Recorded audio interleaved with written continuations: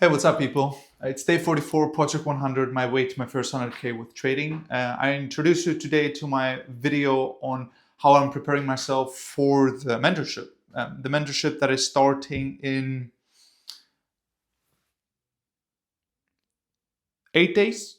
I think in exactly 8 days. 2 days after that, I'm flying to Cape Town. So I want to prepare myself for this mentorship. I want to be a perfect student. I want to be perfect, obviously, is a fallacy, but I want to be the optimal version of myself to be able to excel and succeed with that and have this mentorship or this investment that I made in myself be a success or be a good decision.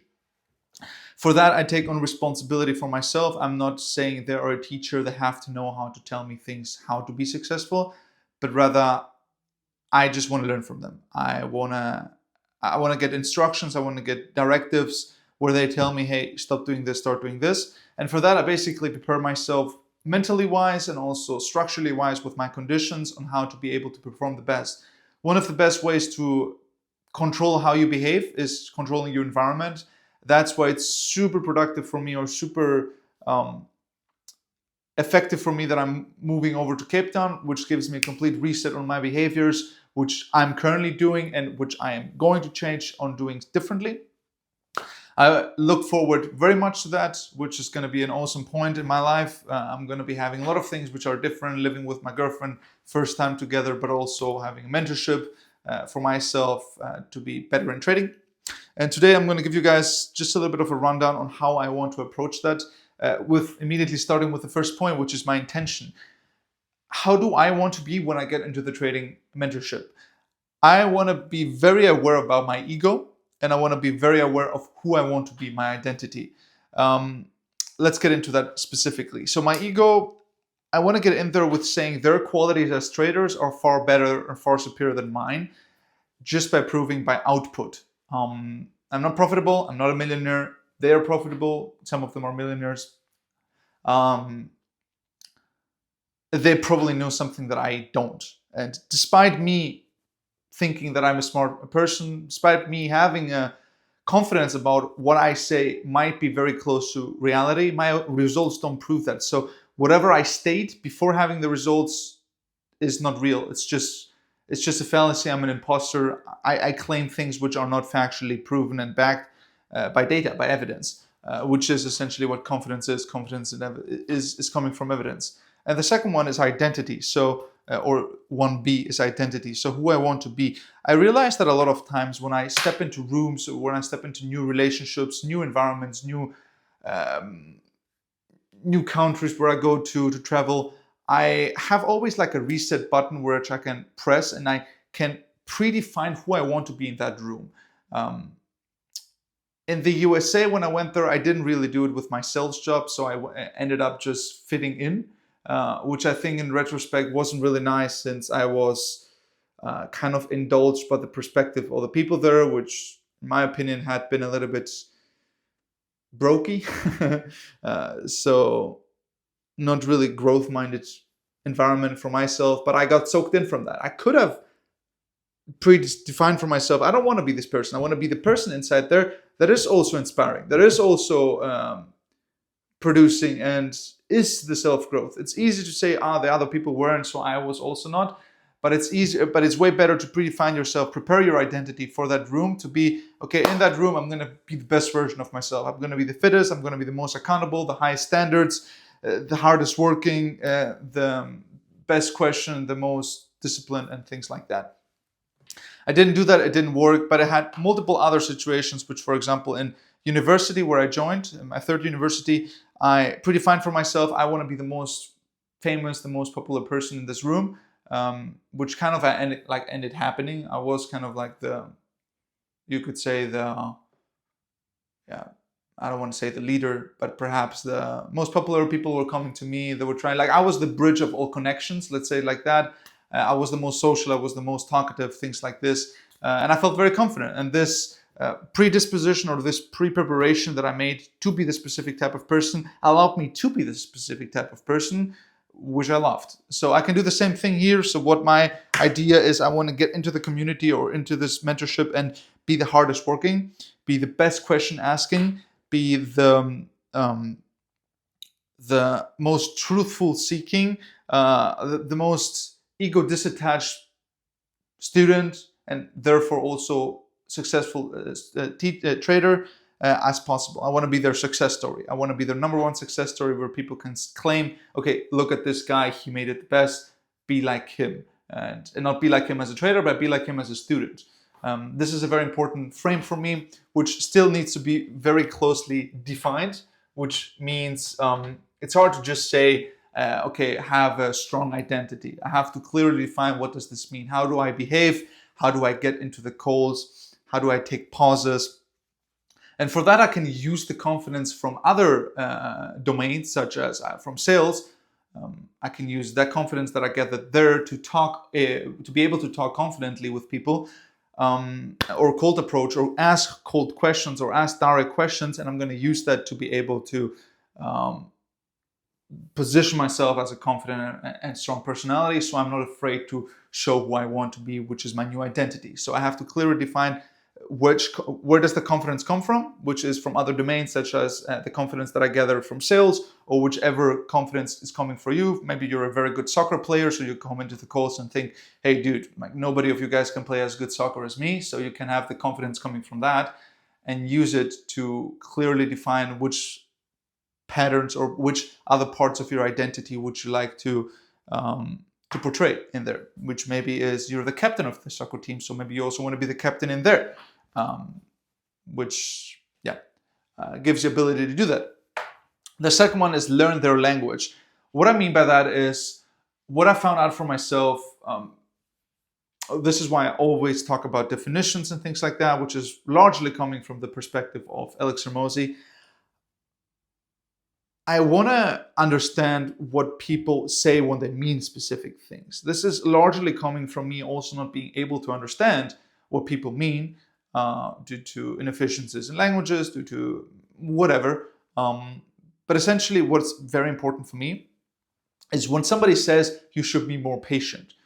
First of all, I'm going to be question mark and think, what do you mean? What am I doing to let you have the ability to define me as patient? And I used to be very grudging about that and say, no, I'm not patient, I'm very patient, I've never, or like my mom used to say, I'm clumsy, you lose your keys every time. And I'm like, no, I'm not, no.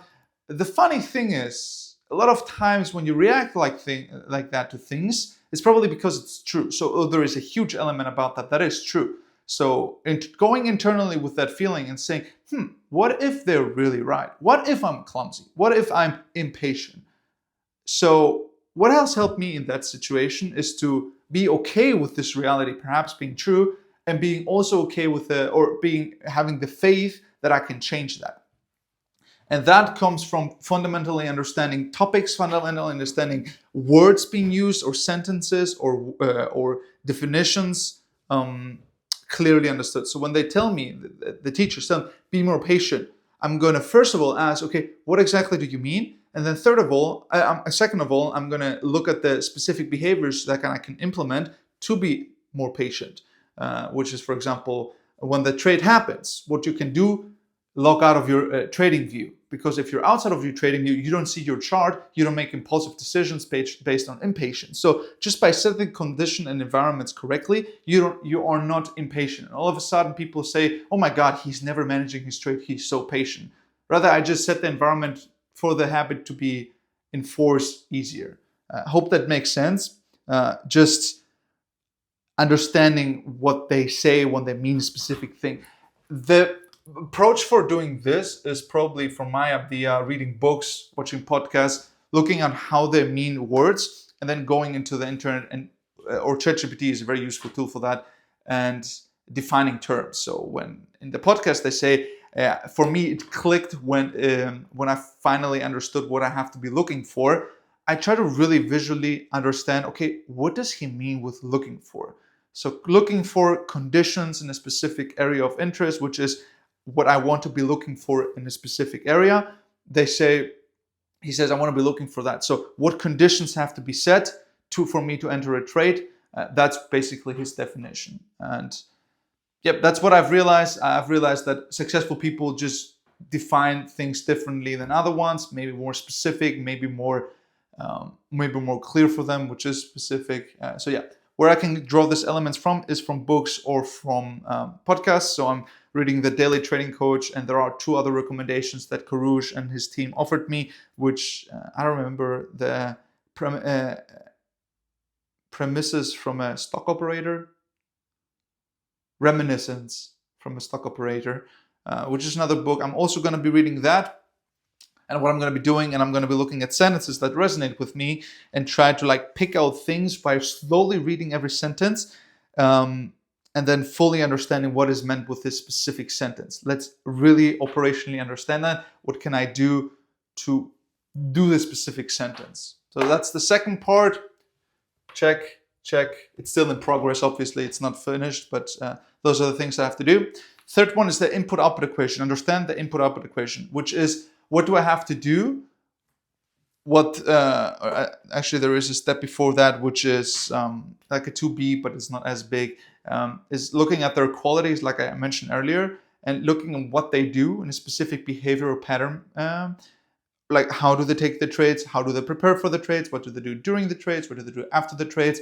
How do they wake up? How do they brush their teeth? All of the things they do that are perhaps interrelated with the trading. I'll look specifically at what do they do, which is the input. So perhaps 10 minutes before the trade, the top 3 traders inside the group are doing this. So what I'm going to do, I'm going to replicate that specific behavior or that specific action, and I'm just going to do more.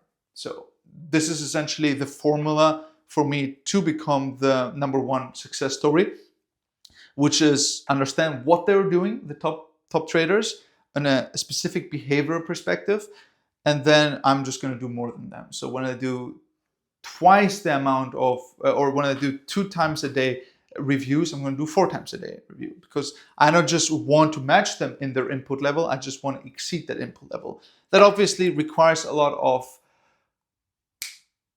intentionality or discipline in perspective or in action, which I think, or I hope I'm going to implement inside of Cape Town, because everything around me is going to reinforce me to be that specific type of human being. I've seen myself, I had used my potential in the past, and I'm pretty sure I can use that again, especially with external accountability that a trader or mentorship offers you, which basically is they look at you and tell you, hey, why are you doing that? And if somebody watches out your actions, it's way easier for you to control your actions. So that to this point, to the third and the fourth point. And the fifth one, which is probably the most interesting one, is what is the cat and the cheese? There's an analogy, or there was I think it was a study where they put a mouse in a cage and they gave the mouse a lever to open the door to get out, to be free. It got out in a specific time. Then what they did is, at the ending, they put a cheese, or at the finish line, they put a cheese, and the mouse pulled way stronger on the lever. And essentially with that, pulling the lever is equal to desire or motivation to open that. And then what they also did is they put a cat behind the mouse, and then proportionally even higher, the mouse tried to get out, because not only was it proven to be motivated to get out because of the cheese, I want to eat the cheese, but it was also motivated, hey, I have to go away from this cat because it's going to eat me. So all of us, we have a cat and a cheese in our lives. We have things we're running away from. I don't want to be fat because people will laugh at me, so I'm running away from that. So I'm keeping myself fat or keeping myself healthy. And I'm running towards a six-pack, so people look at me and think like, ooh, wow, this looks amazing. So looking at all the things given to you, such as shame, such as motivated, like a good feeling, like which is the cheese, being sad, being angry, those are all cats you can use, despite them being negative, where people say don't use them because then you get into negative frequencies. I believe you can use them as long as they help you to achieve that specific thing, which is the right intention, in my opinion. So yeah, look at the motivational parts to be able to reinforce the do more, which is the discipline side, which comes from understanding what is the input-output equation. Without an understanding of the input-output equation, you cannot do more. And that comes from understanding their language. When they say I'm doing this, what do they mean with that? So clear the definition. And that comes all the way from the beginning, which is the intention. Who do I want to be inside that class? My identity should be like that, so I should behave like that. That just ties in a little bit of leverage into the behavior. Yeah, that's essentially my preparation for the mentorship. I hope this can help you guys to prepare for your own mentorship and your approach. Those are just some key mindset frames that I'm using, which are a little bit more vague in definition, but in my head, they basically give me a guideline on how to be and what to do to be able to be a good student. Hope that helps you guys. I hope you're killing it. Project 100 is going pretty bad. So I'm looking forward to the mentorship. I've been down, I don't know, like 5 trades over the last 20 the last 2 months. So I'm negative all around, but I think this equity curve is slowly flattening to get up that upward projection, which I hope I'm going to achieve with mentorship. Wish you guys all the best and kill it.